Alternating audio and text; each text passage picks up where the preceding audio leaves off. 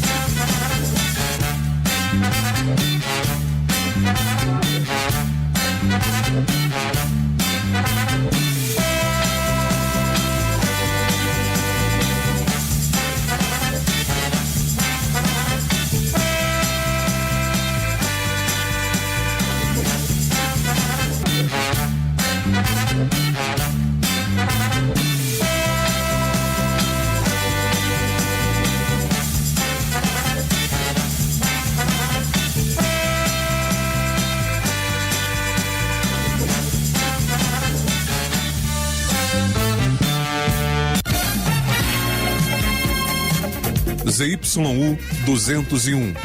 Associação Comunitária Nossa Senhora de Copacabana. 98,7 FM.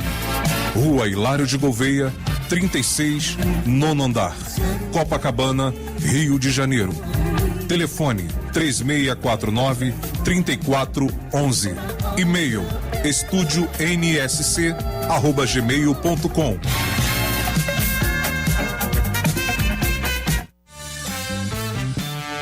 Estamos reiniciando o programa Viva a Voz Saúde pela rádio Nossa Senhora de Copacabana, aqui no Rio de Janeiro, pertinho, a 100 metros da Princesinha do Mar, que é a nossa praia de Copacabana.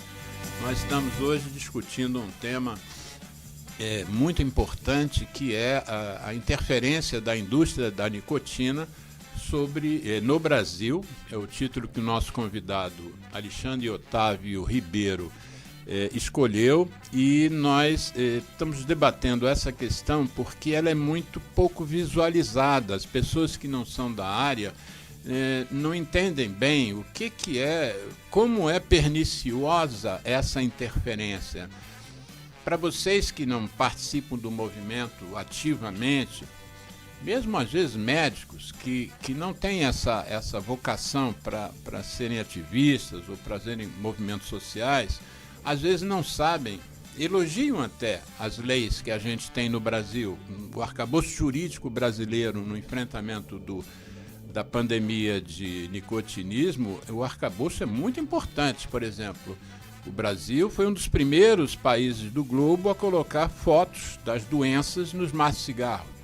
O Brasil não permite já há alguns anos que você fume em ambientes fechados, públicos ou privados, partilhados pelos outros. Mas para cada uma dessas leis, existem outras, inúmeras leis, para cada uma dessas é enfrentamento para 10 anos, para 15 anos. Né? As coisas que são óbvias, você não deveria fumar num ambiente que as pessoas estão presentes e não fumam. Isso é uma lei óbvia. Quase 10 anos nós levamos para aprovar uma lei dessa, a duras penas. E aí é uma das interferências que você podia, você que nomeou o programa, né, podia... como é que é essa interferência? Porque as leis são muito importantes, né? Eu parto dessa premissa, sou ativista de vários movimentos, então eu sei que as leis são importantíssimas. Por exemplo, que é coisa mais óbvia, você bebeu bebida alcoólica não pode dirigir. Mas se você só disser isso, não adianta nada. Você tem que ter uma lei que diga, se você bebeu dirigir, você vai perder sua carteira por 1 ano, você vai pagar R$4.000 de multa, você vai ter seu carro rebocado. Porque senão, por exemplo, que é a lei mais óbvia, você dirige um carro e esse carro pode bater. Se você estiver dirigindo sem cinto de segurança, você pode dar com a cara no para-brisa ou sair pelo próprio para-brisa. Pois bem, para você botar conscientizar a sociedade que o cinto de segurança é importante, foi preciso uma lei com multa. Uma lei com multa ali, com guarda te multando, te olhando, te vendo sem o cinto. Ou seja, o que parece óbvio para muitas pessoas não é tão óbvio. A coisa não funciona se você não tiver um arcabouço jurídico que imponha aquela decisão que a maioria entende como a mais correta. Não é isso? Você não pode vender cigarro para crianças porque criança, o cérebro dela não está formado ainda e ela não tem discernimento também sobre os riscos, o tal maior erro de avaliação de risco. Imagina uma criança de 13 anos. E ela entraria se não houvesse uma lei que impedisse que o cigarro fosse vendido para elas. Mas fala um pouquinho desse enfrentamento e do ponto de vista das leis. O que você já se lembra das interferências da indústria? Só me referia da ouvinte anteriormente, né? Tem uma piada de um... Da ouvinte? Ouvinte que... da ouvinte. Ouvinte que não consegue parar, que voltou. A Gabriela Lousada. Eu lembrei da piada de um escritor que falou assim, fumar é muito fácil, eu já parei 40 vezes. Mark Twain. 100 vezes. 100 vezes. Mark Twain, escritor. Bem, quanto à questão da lei, vou fazer um resgate histórico aqui. Os Estados Unidos, mediante a pandemia que já existia lá, que você falou muito bem, eles decretaram o fim da publicidade na televisão em 71, Senado americano. No 1º de maio de 1972, 1º de janeiro de 72, as empresas foram obrigadas a não mais veicular seus produtos na televisão. Nós só conseguimos essa lei, que essa lei vigorasse em 96, 9294, lei 9294. Você vê aí qual a diferença, o impacto do lobby. 25 anos. 25 anos depois. Se você pega dentro da Câmara hoje, você faz uma busca da palavra cigarro, ou fumo, ou tabaco, você vai ver que desde os anos 60 existia uma série de projetos de lei nessa direção, né, para regulamentar, né, o uso, até o aspecto de a própria indústria notificar quais eram os produtos usados na construção daquele bastão, né? Nenhuma delas prosperou.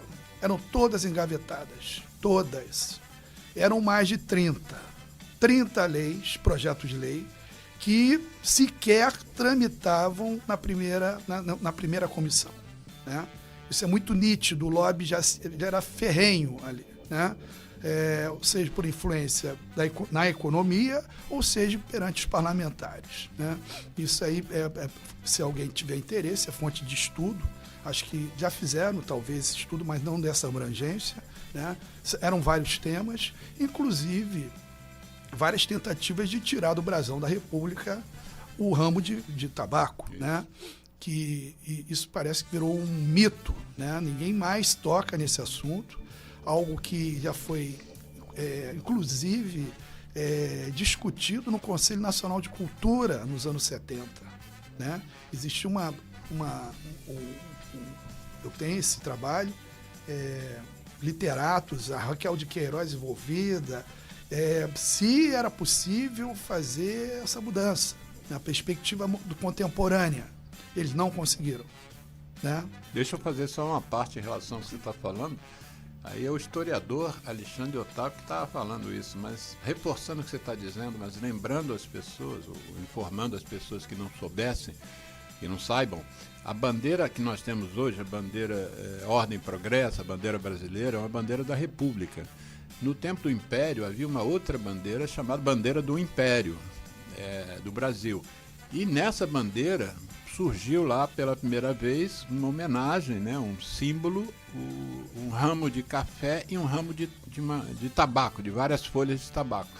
Quando a bandeira acabou e virou a bandeira Ordem e Progresso republicana, foi criado posteriormente um brasão da República, né? Tinha a bandeira da República e um brasão da República. E o que você está mencionando é isso. O brasão da República do Brasil, ele é composto de alguns símbolos e entre eles 2 ramos, um de café e outro de cigarro, que eram produtos de exportação que foram importantes para a economia brasileira no século XIX e para trás, né? Mas então, segue lá. Enfim, essa interferência, né, esse lobby, a gente acompanhou muito de perto, né? Você vê, em 71 a lei americana vigorando e em 96 a obrigatoriedade de não mais veicular, porque inclusive foi uma briga ferrenha também, né, com a ABERT, né, com as associações de rádio e TV que tinham na sua renda, né, no seu lucro, um volume imenso da indústria de propaganda, né, do tabaco, né? E quantas empresas de publicidade, aliás, algo tem que ser também mencionado, que o vírus da transmissão do tabagismo, né, é a publicidade. Né? A gente diz que o tabagismo é uma doença infecciosa, contagiosa, na verdade, né? Porque as pessoas são contagiadas pela propaganda e pelo marketing. Né? Enfim, tem interconectado, né? O lobby para manutenção, que ainda hoje está vigorando de outra maneira, porque o volume do consumo no Brasil, que é toda a relação estabelecida aqui no Brasil era para o consumo interno. Tá aí o nível de adoecimento, era 25%, 31%. Isso foi decaindo ao longo do tempo, quando a gente começou, falando do Ministério da Saúde, o governo brasileiro atendeu de regulamentar e fazer uma interferência dentro da interferência. Né? E aí, a partir daí decresceu-se, né? Com inteligência, com políticas públicas. Né? Aliás, o Brasil se tornou uma referência mundial nessa questão do controle do tabaco. Né? Deixa eu te interromper só para marcar, porque pode ser que pessoas que estejam acompanhando o programa agora não tenham acompanhado no início. O que nós estamos trazendo hoje, o tema é interferência da indústria da nicotina sobre as políticas públicas brasileiras. Na verdade, essa é a essência, mas voltando a dizer que nem eu, como debatedor aqui, nem o nosso convidado, os dois Alexandres, né, dois Sarais, Alexandre Milagres e Alexandre Otávio, nenhum de nós dois está trazendo esse tema agora a bailas e falando dessa interferência da nossa cabeça. Isso foi uma decisão da Organização Mundial de Saúde lá atrás, no início da década do milênio, quando botou lá como um artigo que as partes precisam se preocupar e colocar barreiras para que os interesses da indústria não afetem o tratado. Porque, na verdade, esse tratado é um tratado de saúde pública. Ele não é um tratado sobre economia, não é um tratado sobre agricultura. A base do tratado é produzir saúde para os terráqueos, né? Esse é o objetivo, entendendo o tabaco como o que mais afeta a saúde dos terráqueos. Só que a indústria tem se apropriado, aí é uma outra interferência que eu queria que você abordasse. A indústria tem se apropriado como se ela fosse, em parte, a dona do tratado. Ela não é nem para estar presente onde se discuta o tratado. O tratado é um tratado de saúde combatendo algo que é produzido com estratégias de marketing sofisticadíssimas e com recursos imensuráveis. Ele é produzido pela indústria. E eu tenho visto, aí você podia mencionar um pouquinho, que as pessoas que não sabem, existem intervalos regulares, encontros para se discutir avanços do tratado, e chamado de COP, né? Então, explica um pouquinho o que é a COP, em que COP nós estamos, quantas já houve, e como é que tem sido essa interferência da indústria querendo assumir a COP, onde ela não deveria estar nem presente, no máximo como ouvinte, numa sala escondida no fundo de um hotel qualquer, né? Vou fazer só... o Brasil, assim, temos instrumentos. Onde se discute a interferência de fato hoje, no Brasil, hoje é na Fiocruz. Existe um espaço institucionalizado chamado CETAB, Centro de Estudos Tabaco, né? Liderado pela doutora Silvana Rubano, né? Onde ela, vamos dizer assim... Onde também está a Vera Luiza da Costa Silva. Vera Luiza, né?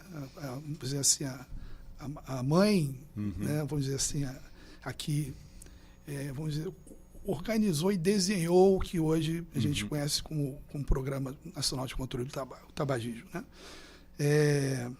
Enfim, a Fiocruz, ela entendeu que deveria fazer esse trabalho, né, de monitoramento, e eu, inclusive, participei um pouco desse trabalho de E hoje levar, é colaborador. Sou colaborador, continuo como colaborador. É um espaço que todos deveriam conhecer, quem tem interesse por esse tema ou não também. Depois a gente vai botar o link do site do CETAB. Enfim, lá o tema interferência é, de fato, exercido, porque nas suas mais diversas variáveis, né? E, enfim, estou falando da Fiocruz agora, você perguntou da COP. Bem, essa ratificação pelo Brasil, em 2005, já foi guia para a primeira COP, que foi realizada no mesmo ano, para que houvesse um entendimento de como foi assinado e o que seria viabilizado após COP é a Conferência das Partes. Partes seriam os países. É. Né? Parte a gente entende como país. Né? E esse termo, o Alexandre se referiu, Convenção Quadro, é muito, assim, a gente entende que, vamos dizer assim, dificulta um pouco o entendimento do que se trata, né? Então, o Tratado de Saúde teria mais habilidade de, vamos dizer, comunicacional. Que é um tratado, na verdade. A própria OMS, quando descreve a Convenção Quadro, é um tratado que visa proteger a saúde das pessoas. Tem o Convênio Marco também, Convênio Marco.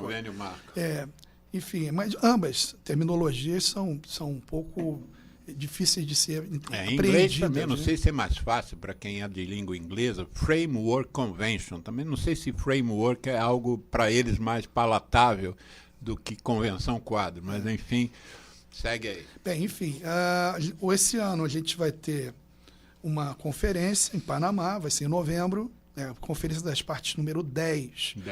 Ela funciona a cada 2 anos.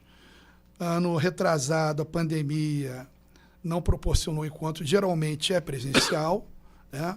Sempre foi presencial, a comitiva brasileira liderada pelo Ministério das Relações Exteriores, porque é a representação do Brasil, né? Junto com o Ministério da Saúde. Então, sempre há uma negociação anterior com o embaixador que está no espaço a qual a COP é realizada, através de Brasília, né? Pelo Itamaraty. Então, tem vamos dizer assim, essa conjugação de estratégias, né? Que vão ser realizadas lá. E ao longo desses, estamos em 23, né? Desses 10 COPs, a indústria, né, através de suas representações, no caso específico, as assembleias locais legislativas, no caso a Assembleia do Rio Grande do Sul, sempre enviando representantes para as COPs, prefeitos... Enviando parlamentares e da gestão municipal que tem interesse ligado à indústria. Isso. Vamos dizer assim, tem muita manobra também, né? Nem todos que vão têm esse objetivo de querer fazer um confronto com a comitiva brasileira, né? Vamos dizer assim, eles vão mais para somar esforços, né? De fato, quem lidera esse processo, geralmente, é sempre o Sindicato de Tabaco e a FUBRA e a Câmara Setorial, né? Vamos dizer assim, eles se entrelaçam, né? A Câmara Setorial da cadeia produtiva do tabaco, que tem como instâncias membros, a Sindicato de Tabaco e a FUBRA, e eu acrescento mais, uma entidade poderosa que está sempre um pouco abaixo dessa estrutura, mas eu acho que ela trabalha muito, de fato, muito estrategicamente, que é a Abifumo. Né? A Abifumo inclusive, Associação Brasileira da Indústria do Fumo. Exato, né? E ela, inclusive, os representantes da Abifumo, eles moram em Brasília, residem em Brasília, né? Enquanto do Sindicato de Tabaco e da FUBRA, eles têm a sua sede no Rio Grande do Sul, né? Santa Cruz do Sul, Venâncio Aires.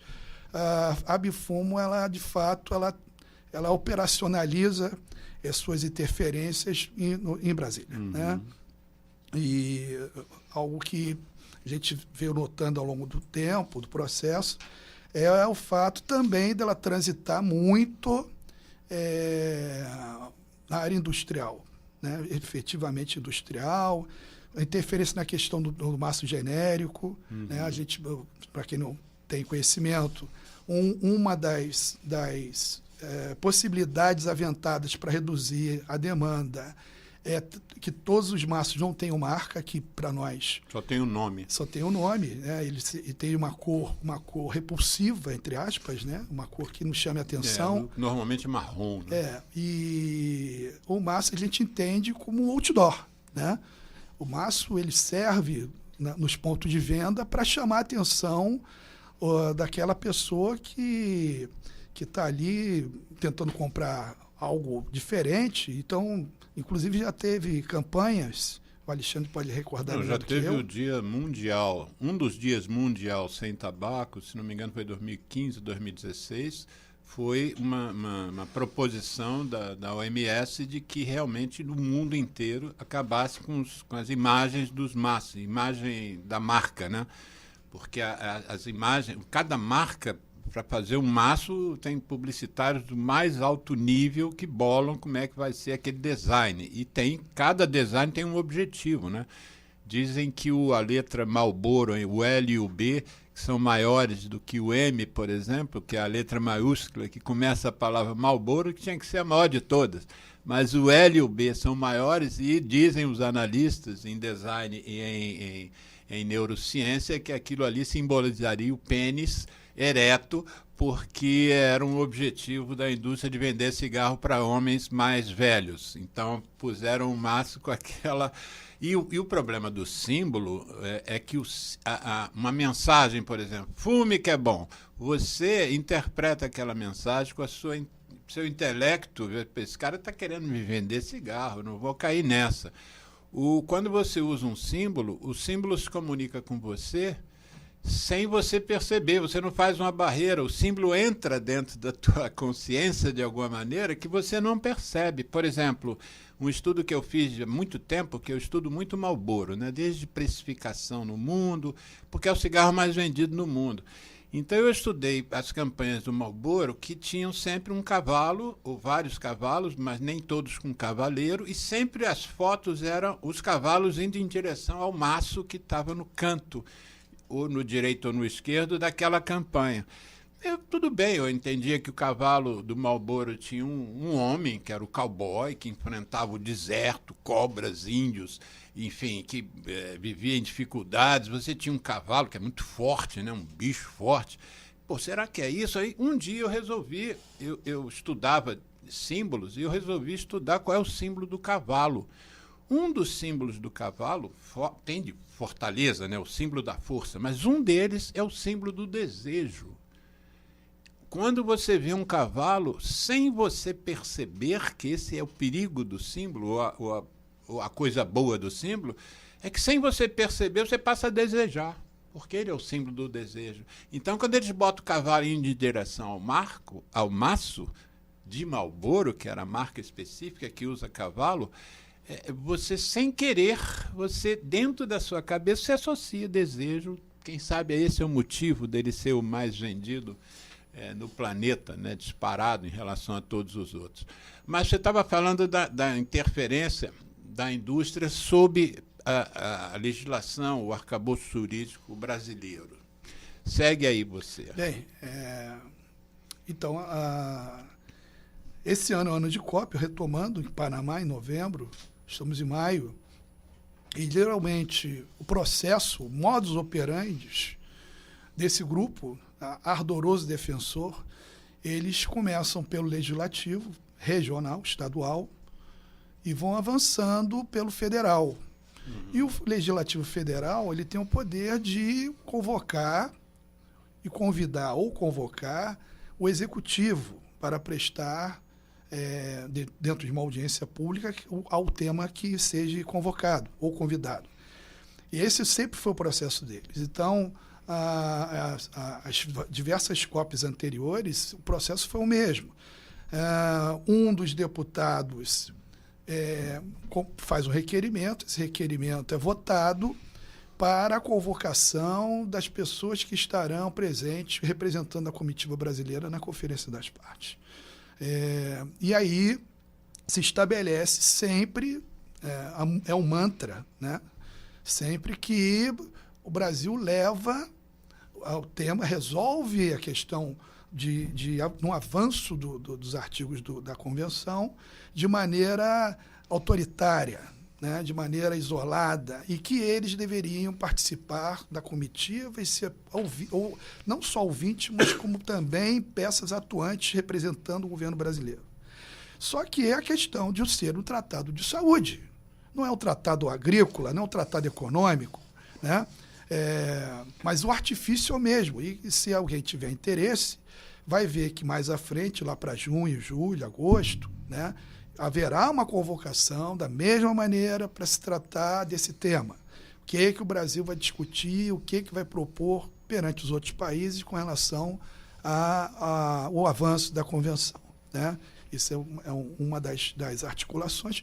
E o que a gente também verificou ao longo dessas outras COPs é que, mesmo que o governo brasileiro abra espaço para discussão, porque eles enviam comitivas, né, que eles chamam de comitiva, representando a economia do tabaco, né, os interesses dessa cadeia produtiva.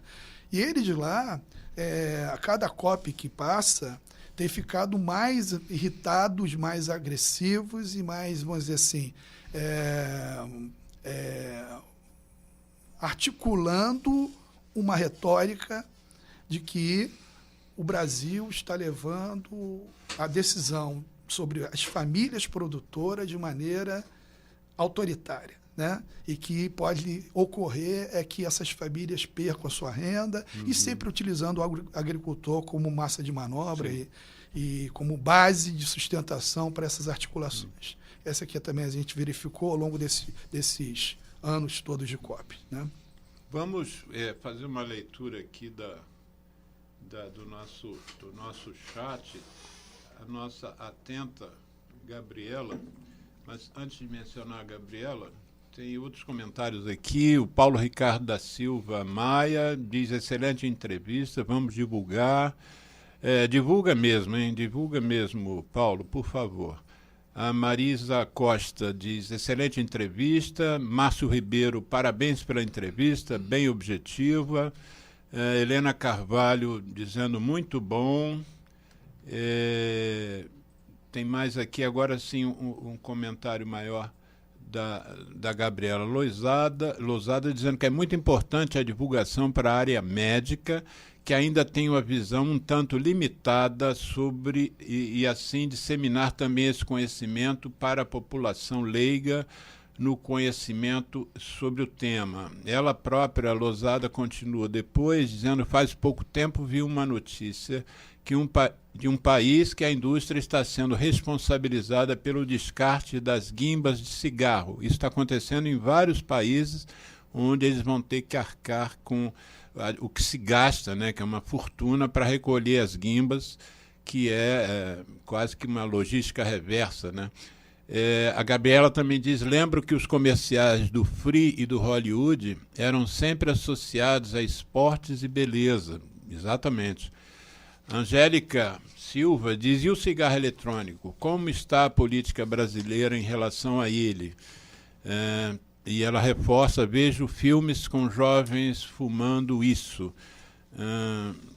A Gabriela responde: Angélica, foram proibidos faz poucos meses, mas encontram-se facilmente aqui em Niterói, em lojas e nas bancas de jornal, além de ainda encontrar na internet com outros nomes, né?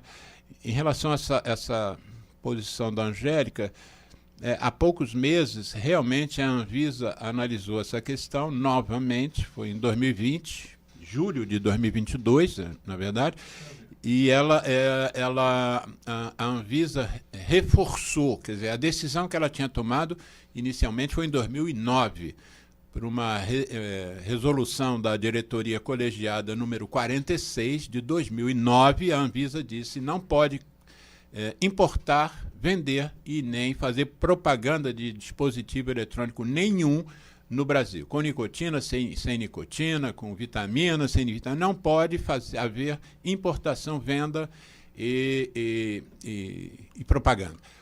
Em 2022, depois de 2 audiências públicas, houve uma nova reunião da diretoria colegiada que foi confirmado: não pode vender. E ainda teve um acréscimo nesta reunião que diz assim: nós temos que fazer mais do que nós já fizemos para que essa resolução seja cumprida. Há uma questão fiscalizatória aí que está, como você mencionou, estão sendo vendidos por ambulantes, que é o que eu mais vejo, mas eu vejo muitos relatos de vendas por estabelecimentos comerciais, sejam banca de jornais e revistas, sejam botequins, sejam até mesmo tabacaria. Tabacaria menos, que eles têm medo de perder a licença, e o ganha-pão deles é vender tabaco, então eu acho que eles não querem correr o risco. Esse problema, Angélica e Gabriela, é um problema, realmente é um nosso calcanhar de Aquiles, né?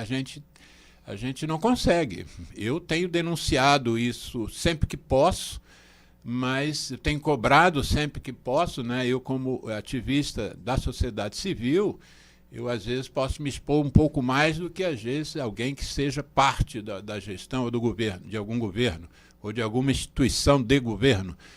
Mas eu sinto que esse me dói muito. A cada pessoa que eu vejo vendendo cigarro eletrônico me dói muito, eu acredito em karma. E a cada pessoa que eu vejo usando um produto, comprando esse produto, eu vou muito, eu sou boêmio, né? Eu fico muito na noite, eu vejo as pessoas comprando algo que é ilegal, que desde 2009 não poderia ser vendido no Brasil. E isso na cara de todo mundo. Os vendedores gritam na noite, eles gritam, olha o vape, eles gritam isso. É uma coisa que me chama muita atenção, porque eles não é uma coisa escondida. Você faz lá no alto de uma comunidade, numa boca de fumo qualquer, que ninguém sabe, grita no meio da rua. E, enfim, é uma questão aí que eu acho que a sociedade tem que primeiro entender que o cigarro eletrônico é um lobo em pele de cordeiro, né? Já se sabe muitas coisas sobre os cigarros eletrônicos, os dispositivos em geral, mas a sociedade precisa saber, a gente precisa comunicar mais. Por que a gente é a favor de que não se venda no Brasil? E tem muitas pessoas que alegam que, Gabriela e Angélica, tem muitos que alegam que defendem o cigarro porque o cigarro precisa ser regulamentado ou regulado, porque as pessoas aí vão saber o que estão consumindo. Do jeito que estão sendo vendidos agora, as pessoas não sabem o que estão consumindo. Quem sabe o que tem dentro do cigarro? Comum, convencional. O cigarro é vendido há mais de 100 anos. Quem é que sabe o que tem lá dentro? São 7.000 substâncias. Quem é que sabe 5 delas?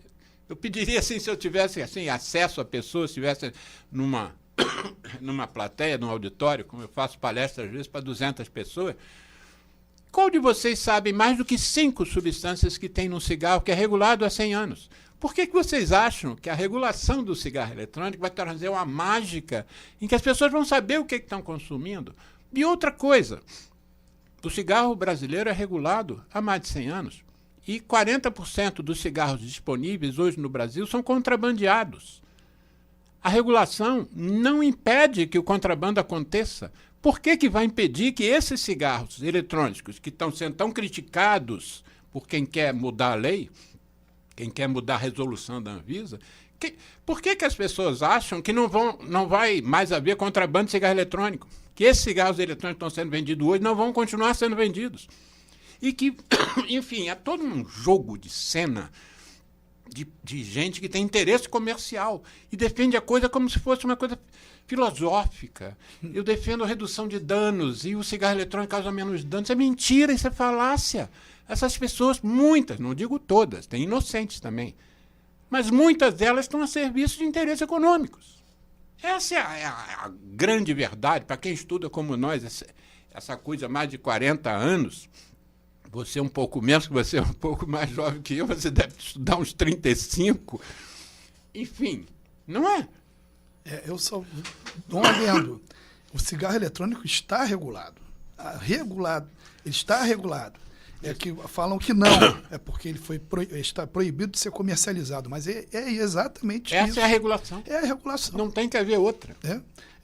Existe sim uma pressão violentíssima, que eu acho que eu não vejo há muito tempo, eu não vejo uma pressão tão grande, inclusive com a participação de ex-agentes da saúde. Nossa, mãe. Pessoas que tiveram histórico de controle, na história do controle do tabaco, não só no Brasil, no mundo, tem feito essa defesa.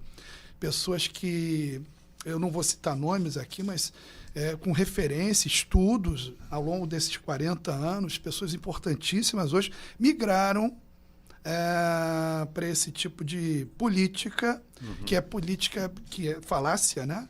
De riscos, né? Correção de riscos, redução de riscos, e outros com essa questão da liberdade, né?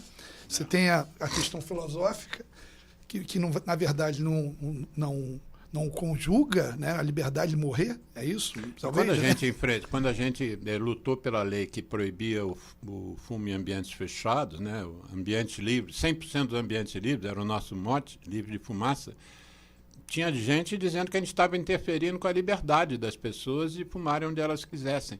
Quando a gente impediu propaganda de cigarro na televisão e nos jornais, estavam dizendo que a gente estava interferindo com a liberdade de expressão do jornal de exprimir lá o anúncio de cigarro. Eles tinham direito, a liberdade de exprimir. Quer dizer, as falácias, elas não são de hoje. Isso é que torna a gente, talvez, um pouco mais sábio, né? Dizem que o conhecimento, ele não é... Ninguém nasce com conhecimento. Conhecimento é cumulativo. Você vai aprendendo hoje uma coisa. Os ouvintes hoje estão aprendendo, talvez hoje, algo que eles não soubessem. Amanhã eles vão aprender mais alguma coisa. E vai chegar um momento que eles vão cobrar dos seus deputados, seus vereadores, seus senadores. Vem cá, o que vocês estão fazendo?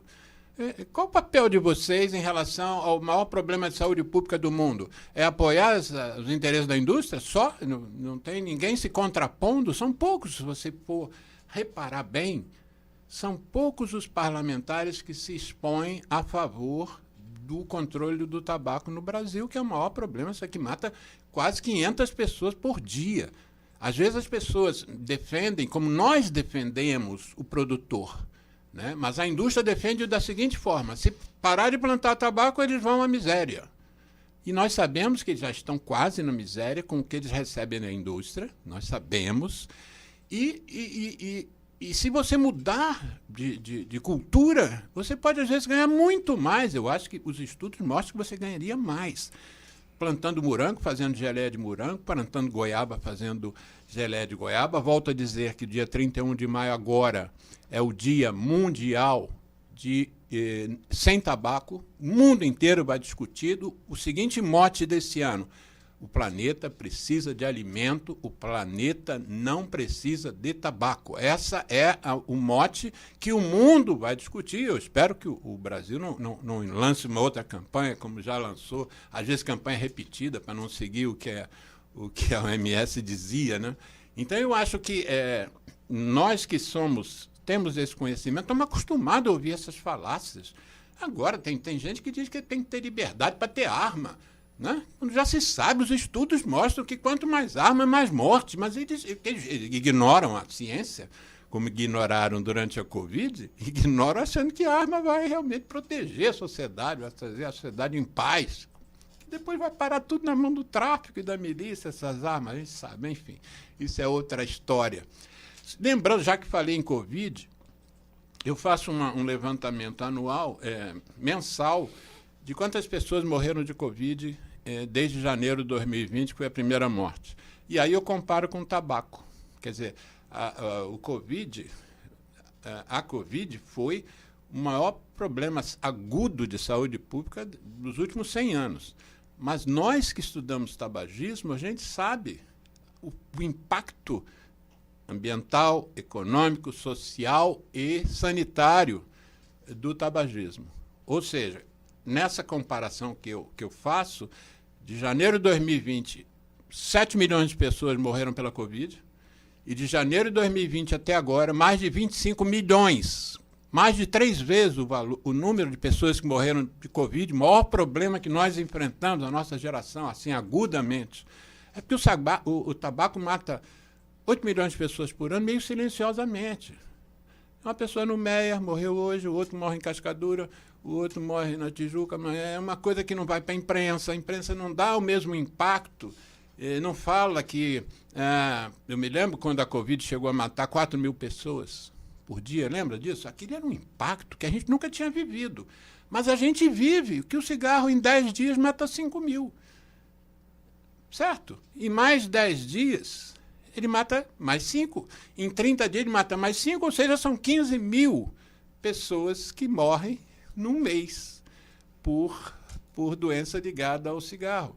Então, eu acho que há uma discrepância que a imprensa... Porque ninguém apoia a Covid. Não havia uma empresa, uma indústria querendo interferir Não vamos dar vacina. Essa história de não dar vacina foi da cabeça medíocre de muitos que nos geriram nos últimos anos.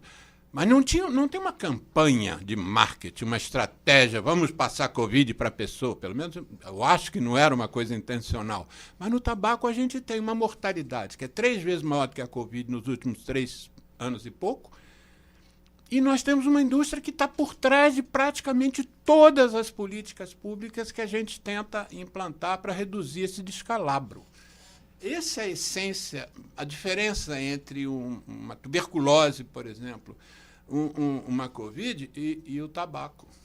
Não há um interesse econômico diretamente para que aquele mal floresça.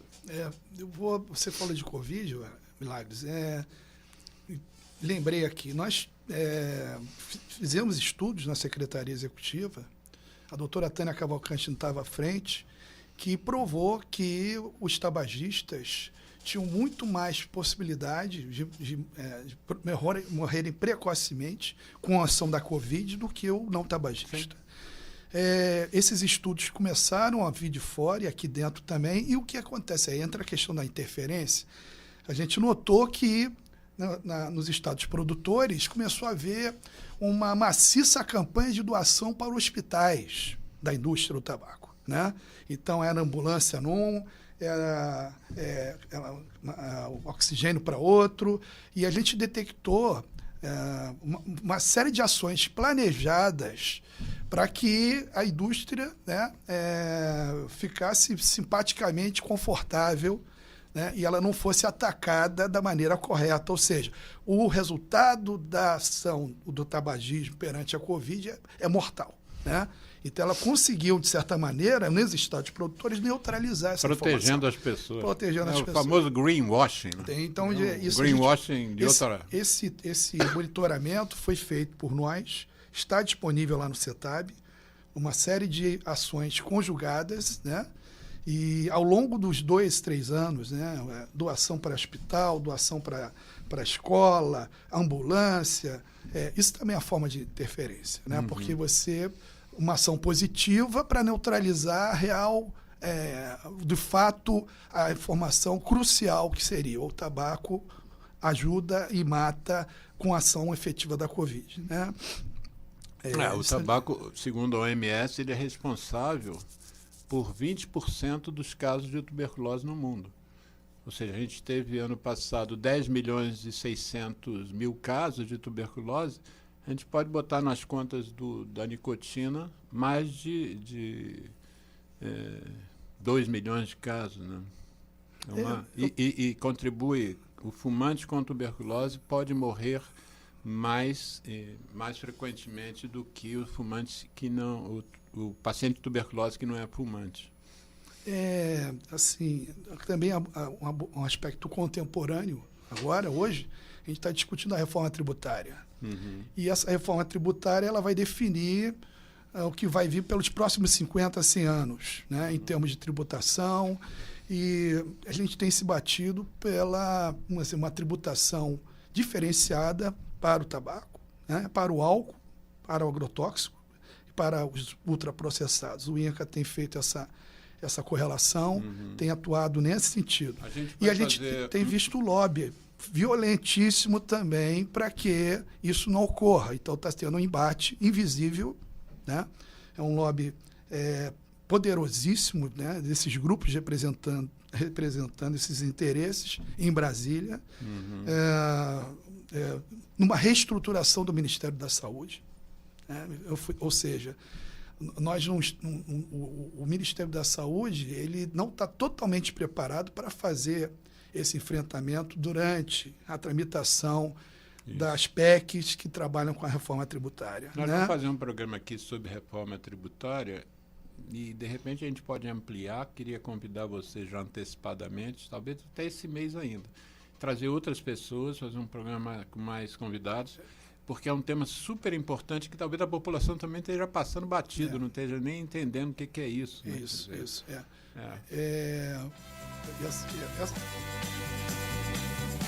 Conclui. Então, esse é o tema que o resultado dele vai influenciar políticas públicas ao longo desses 50, 100 anos. Sim. É fundamental nós ampliarmos o debate e conseguirmos, de fato, prostrar para o Congresso os efeitos, por exemplo, de uma reforma, de uma tributação maior para os produtos de tabaco. Qual você acha que é o prazo limite que deve ser, que essa vai ser batido o martelo? Olha, a gente está acompanhando, né? Tem um grupo de trabalho formalizado. O Lira, que é o presidente da Câmara, formalizou esse grupo. O resultado, o produto desse grupo de trabalho é um relatório. Esse relatório vai ser levado para o Congresso, vai ser discutido, ampliado, reduzido, enfim, e lá vai se dar o resultado final. De prazo? Olha, ele disse que até setembro, agosto, setembro, isso vai estar sendo resolvido. Vamos trabalhar mais isso aqui.